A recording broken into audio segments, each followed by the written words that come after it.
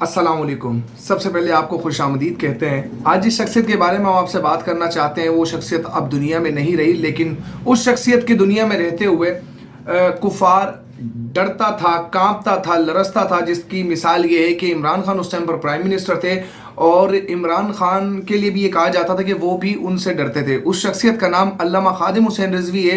उनके रहते हुए इंडिया का क्या रिएक्शन था जब वो फ्रांस को उन्होंने कहा था कि जब हजूर के अगर तुम गुस्सा खा के बनाओगे गुस्सा खाना तो हम उस पर एटम बम गिरा देंगे। तो कुफार की क्या कंडीशन थी जिस पर बाबा जी ने ये भी कहा था कि अल्लाह कुरान पाक में फरमाता है कि इन्हें अपने घोड़ों से डरो, तब तो घोड़े नहीं रहे, तो मिसाइल्स हैं, पाकिस्तान का एटॉमिक पावर बन चुका है, तो इसलिए उसको उसी तरह डराना था।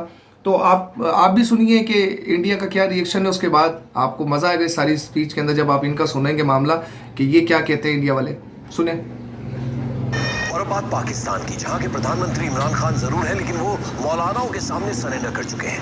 पाकिस्तान में अब वही होता है जो जिहादी मौलाना चाहते हैं। इस पाकिस्तान में एक मौलाना बहुत बड़ा बन गया है और ये मौलाना फ्रांस पर एटम बम से हमला करना चाहता है। अच्छा, इनकी अकल काम नहीं करेगी। अगर आप देखेंगे तो एटम बम बाबा जी कहाँ से गिरा सकते हैं? उनके पास कौन सा एटम बम उनकी जेब में गया? वो कोई पाकिस्तान की पोस्ट पर है, वो तो इस पोस्ट पर है। पाकिस्तान की सड़कों पर उतरी इस भीड़ में एक या दो नहीं सैकड़ों इस्लामिक कट्टर। ये बात तो मानने वाली कि इतने सारे लोग अगर बाहर निकले तो ये इस्लाम का ही पावर था। और इन सबका सरगना भी एक ही है, दाढ़ी वाला ये मौलाना सरेआम जिहाद की बात करता है। दाढ़ी वाला मौलाना जिहाद की बात करता है, सिर काटने की धमकी देता है। अच्छा, ये पूरी बात नहीं कभी बताते कि पहले सुनो।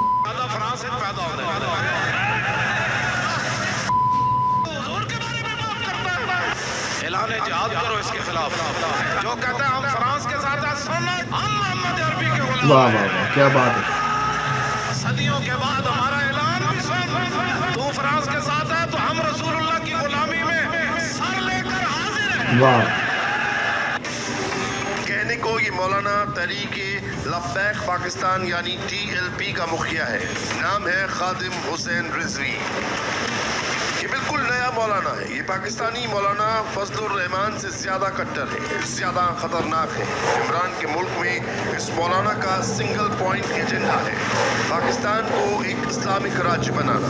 और फ्रांस में हुए इस्लामिक आतंकी हमले की आड़ में ये अब आतंकवादियों को भी खुला सपोर्ट कर रहा है। सबसे बड़ी बात आड़ में और इमरान की तो समझ नहीं आ रहा कि ये रैलियां भी निकाल रहा है। हजूर की गुस्ताखी हुई है।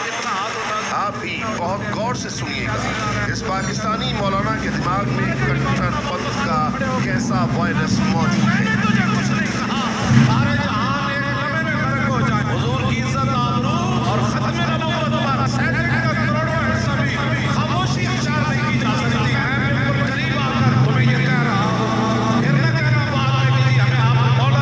ऐसा मौलाना वाकई पाकिस्तान की हिस्ट्री में कभी भी नहीं आया।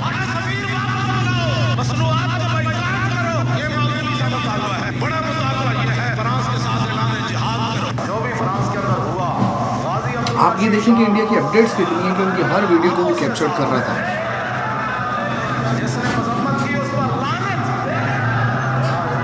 इंडिया डरता था बाबा जी से। ये बात तो मानने वाली है कि खौफ था इंडिया को कि कुछ होगा, जिसको वाकई रोग कहते हैं, वो रोग था बाबा का वहाँ पर। कराची से आई ये तस्वीरें देख रहे हैं, सड़क पर तिल रखने की जगह नहीं है। जिधर नजर तिलकने की नजर नहीं है, उनको भी पता चल गया। कट्टरपंथ का झंडा हाथ में लिए कट्टरपंथ कहते हैं, मतलब उनको एक्सट्रीमिस्ट। हजूर के मामले में अगर मुसलमान एक्सट्रीमिस्ट नहीं, वो तो फिर कहाँ पर होगा? मगर इस भीड़ की सच्चाई क्या है, ये खुद इस मौलाना की जुबानी सुनी।